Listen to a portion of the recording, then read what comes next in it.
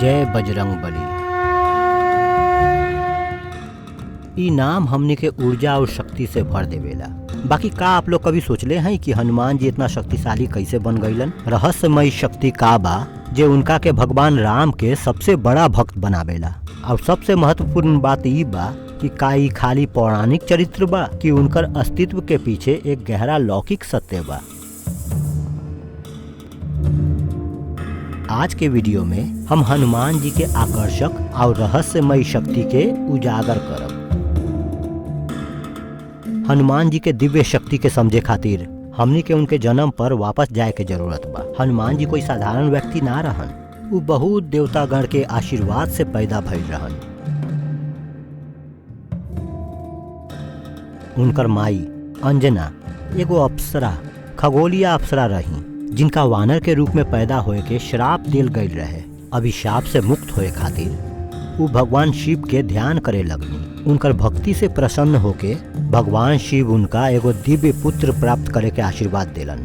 वही समय अयोध्या के राजा दशरथ पुत्र के प्राप्ति खातिर एगो यज्ञ के आयोजन कैले रहन। वहीं से खीर के कुछ अंश पवन देव द्वारा ले जायल गईल और अंजना के देल गईल, जेकरा से हनुमान जी के जन्म भइल। यही तरह हनुमान जी के जन्म शिव के संयुक्त ऊर्जा और पवन देव के आशीर्वाद से भइल रहे, जेकरा से वो जन्म से ही अविश्वसनीय शक्तिशाली बन गई रहन। बाकी हनुमान जी के शक्ति खाली उनकर जन्म तक ही सीमित ना रहे, यहाँ तक कि बाल अवस्था में ही वो असाधारण कर्तव्य के प्रदर्शन कैलन। एक बार जब बाल हनुमान जी उगत सूरज के देखलन और ओकरा एगो फल समझलन, आपन अलौकिक गति के साथ ओकरा के पावे खातिर आकाश में छलांग लगा दिलन। जब वो सूरज के करीब आ गईलन तब भगवान इंद्र ई बात से डर गईलन कि हनुमान जी सूरज के निगल जइहन।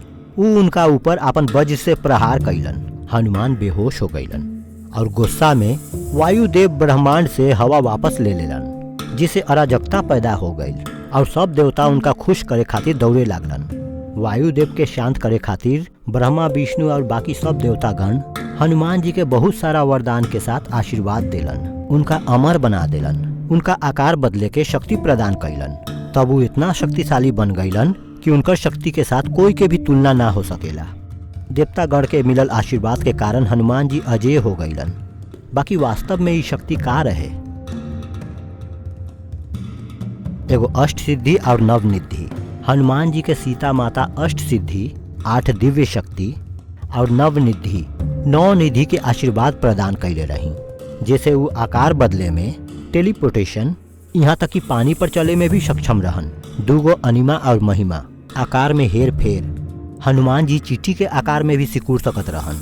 अनिमा चाहे पहाड़ इतना बड़ा हो सकत रहन। महिमा ये तब देखल गई जब वो लंका के जलावे खातिर आपन आकार बढ़ैलन और जब वो रावण के महल में बिना केकरो नजर पड़ले घुसे खातिर छोटा हो गई रहन।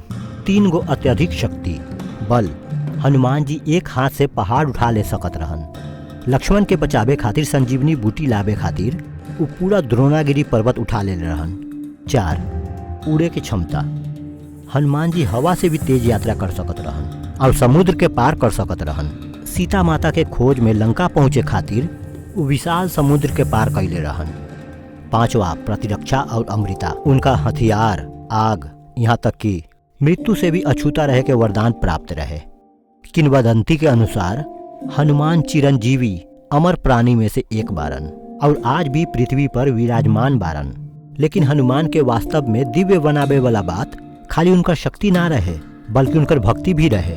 जब भगवान राम के सीता के खोजे में मदद के जरूरत रहे तब हनुमाने जी रहन जे उनकर संदेश समुद्र पार पहुँचैले रहन। जब रावण उनकर अपमान कैलक तब वो अपन अग्निमय पूंछ से पूरा लंका जला देले रहन।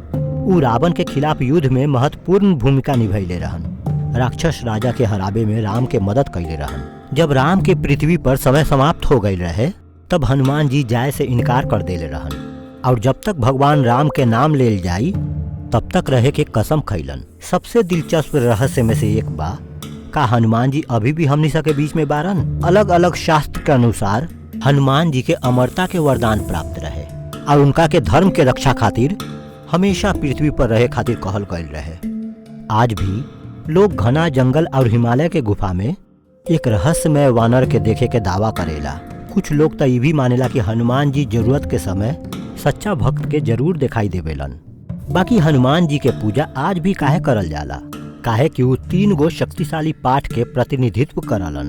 भक्ति, सच्ची शक्ति ईश्वर के साथ अटूट विश्वास और प्रेम से आवेला। बुद्धि, हनुमान खाली शक्तिशाली ही ना रहन, वो बुद्धिमान और व्यवहार कुशल रहन, जे हमेशा समाधान खोजत रहन। तब आप लोग के का लागता? का हनुमान खाली पौराणिक पात्र रहन कि उनकर कहानी के पीछे कोई बड़ा ब्रह्मांडीय सत्य रहे? नीचे कमेंट करी और हमके आपन विचार बताई।